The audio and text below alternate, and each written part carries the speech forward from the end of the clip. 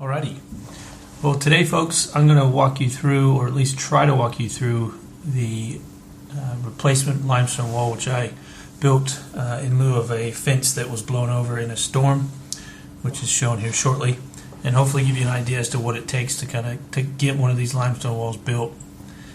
We did this ourselves with the help of a mate of ours, and without his help it would not have been possible. But it is possible to do this yourself by watching this video, I believe. At least we're going to try to make it that way. So once we decided to replace the fence and what width, we ended up deciding to use diamond cut limestone reconstituted blocks, and it came out looking quite nice. There's a bit of a preview as to the finished facing to the wall before we put the plants and install the lighting onto the wall. Now the rest of the video will just kind of go through some videos and photos taken during the process. I have to apologize because it is not the best how-to video, but I still wanted to put it up to give you some indication as to what was involved to build a full-size wall. Now to start, we dug a trench or a ditch, the appropriate width and depth for the concrete. Now before you put the concrete in, you need to put in trench mesh, shown here, and once it's in place, you want to tie the trench mesh together. You want to run the trench mesh from end to end, and a little bit of overlap on the different pieces, and again you want to tie it together once it's in place, just to keep it from moving as one piece stay together once the concrete is beginning to be poured. Now we measured our heights for the concrete and marked them with metal posts, which will be shown a little bit later, and we used a laser level to get the correct height for the concrete, which is what's being shown here. The laser level is actually telling us using a beeping noise where the same height is all the way across the ditch, which we then mark with the metal post. Highly recommend using a laser level. Gives you a high level of accuracy and ensures that the wall is going to be the correct height. Now once the trench mesh is in place, you want to raise it up off the ground with seats or stilts, if you like. This will ensure that the trench mesh is up off the ground and right into the concrete once it's poured, and will really act as a securing mechanism to ensure that the mesh is acting as it should in the concrete once it's dry. Now once the concrete arrives, you can start pouring just about straight away. Again, can't emphasize enough having your concrete heights measured so that as it's poured you know how deep to go. We use wheelbarrows to move the concrete from the truck into the ditch, and as the concrete was coming up to height, you can start to level it with a screed and continue to pour concrete down the ditch as you go.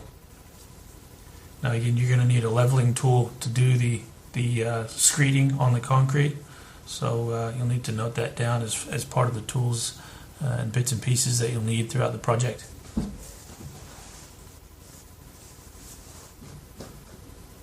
Now you'll want to try to take a shovel and just push it into the concrete as it goes along before you screed, just to push out any air bubbles and to make sure you're really getting all that concrete in and removing any impurities, and particularly air bubbles in the concrete.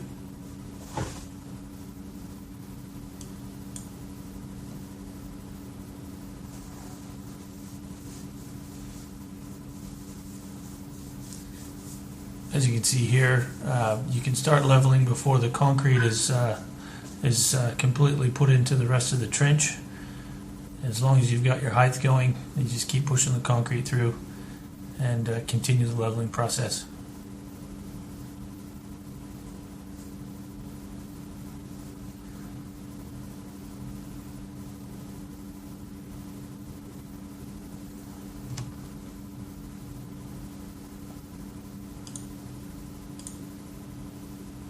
So these posts shown here were what we used to mark the concrete heights. The wider section was used as the top, just so we knew where to fill the concrete up to.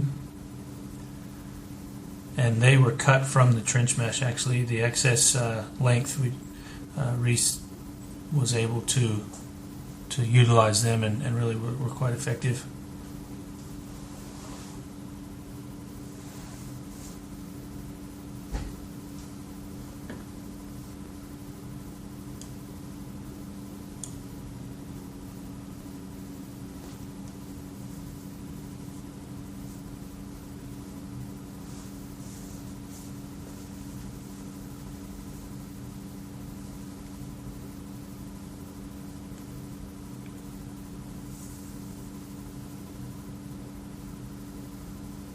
It's important to really do a fair bit of planning before you get to the stage of pouring your concrete. That will ensure that the process runs smoothly. There's quite a few steps involved, obviously, before you get to the pouring phase. First, you need to measure out the length of the trench. Use that length to calculate the amount of blocks that you'll need to pre-order, and of course, in some areas you'll need to get city or council approval depending on your building codes. But again, a lot of planning that should go in place before you start a project like this.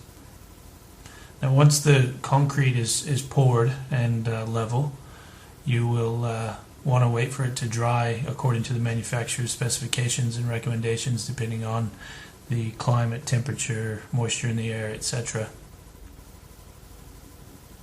I over-ordered concrete, you could say, and so we had a few of these extra piles of concrete that we poured because we needed to use it anyway, which we then picked up later and disposed of in the environmentally correct fashion.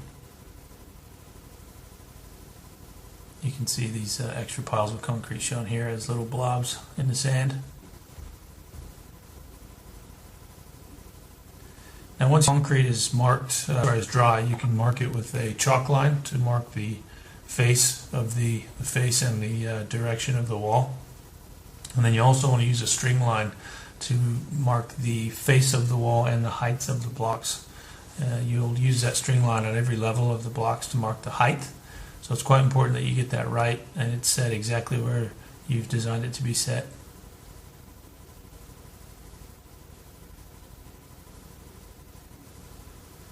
And once you've got to that point, you can start mixing your mortar. And you want to use about 4 to 6 liters of water, 7 scoops of bricky sand, half a bag of Bricky's light lime, and add another 7 scoops of sand in the mixer. Now we used a half a tablespoon or so of dish liquid soap, and that just helps keep the mortar mix pliable when you're using it on the wall. So that's kind of a handy little tip there. Now, once your mortar is ready, you can start laying the blocks directly on top of the mortar, on top of the concrete. Of course, you want to set your mortar first, and then you start placing your blocks in place on the line that you've already set and pre-marked. We had piers, and so because the wall was so long, we had not only do we have piers, but we also had a gap in the wall to allow for expansion and contraction. So it's like an expansion joint, and you'll see that in a picture shown a little bit later. But our piers were quite heavy because the wall was so large.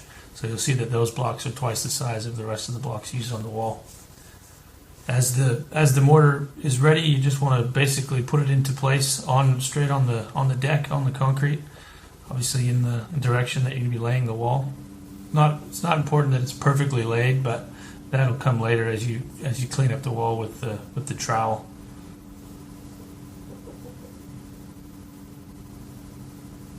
It was quite a hot day, quite a hot weekend. We did this wall over 2 days, and it was 110 degrees Fahrenheit or 40 to 45 degrees Celsius. It was quite a warm one. So again, that's going to have an impact on your mortar, how quick it does dry and that sort of stuff.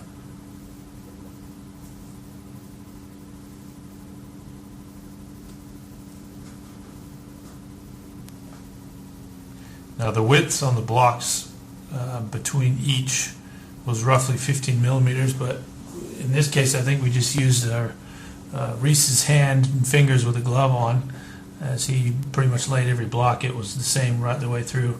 So again, that's something you need to plan and predetermine, because that'll have an impact on the width of the wall.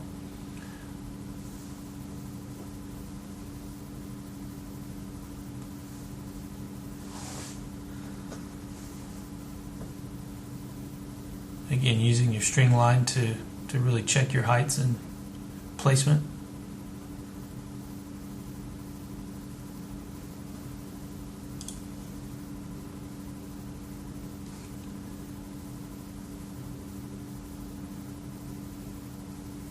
It's really important that you get that first row of blocks really set up perfectly, because that's going to set the stage for success as you go through and lay the rest of the blocks. Now, once you've got the blocks in place on top of the mortar, you want to start filling the vertical sections, the vertical gaps between the blocks. And shown here, you basically put a facing tool or a piece of wood on the front, start jamming the mortar in there and really making sure that it's tight and there's no air bubbles. It takes a bit of getting used to, but it is important that you do this correctly.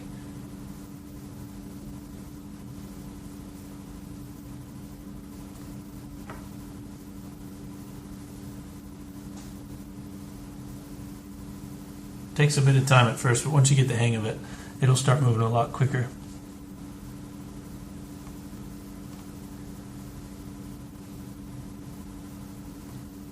Now, we used a recess or a scraping tool on the mortar once the blocks were in place and the mortar was in place.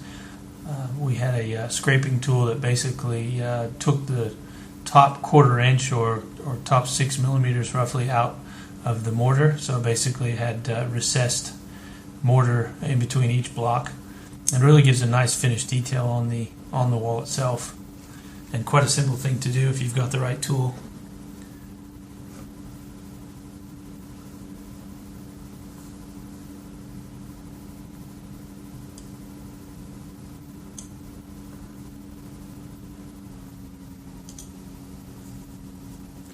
So this is the scraping tool in action.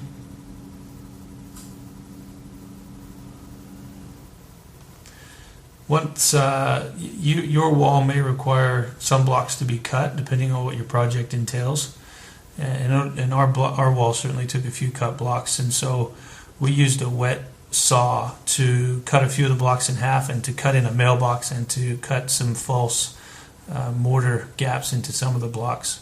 Super important that you plan for safety here and plan for success, and having no safety issues, gloves, safety glasses, supervision, all that stuff. So ensure that due precaution is taken.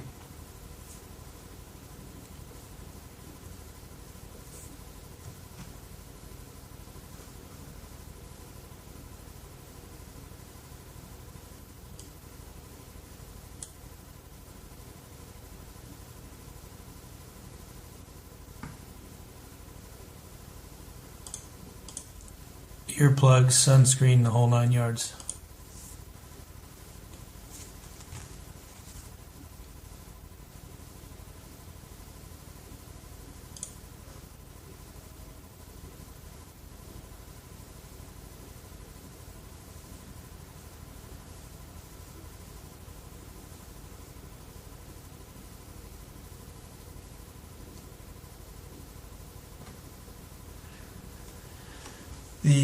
Another excellent tool to use, highly recommended, and another tool that provides for safety or increased safety, is using a lifting tool, which you'll see shown here shortly.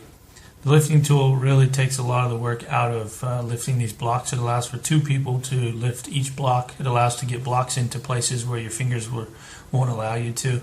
So extreme for about an investment of about $50 and worth every penny. The lifting tool is so handy that you really need to use it, especially as you start doing lifts up above sort of knee height.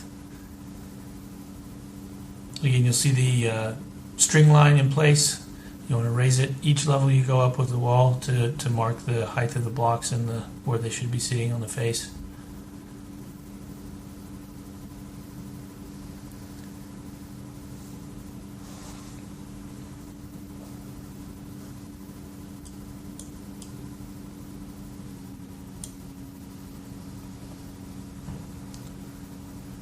So here you can see the mailbox where it got cut into place.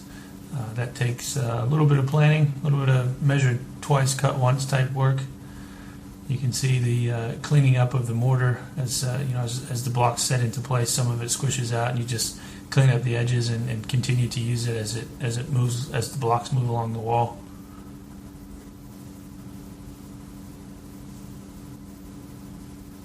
Now there's some pictures here that I put up just to show you what the finished product looks like and what limestone stone walls are capable of looking like. At least what ours came out looking like. We put some wooden doors and a gate at the back for extra access into the property, and it really came out reasonable. There's a number of people that I'll need to thank for this wall, particularly Crystal, who designed the wall in AutoCAD.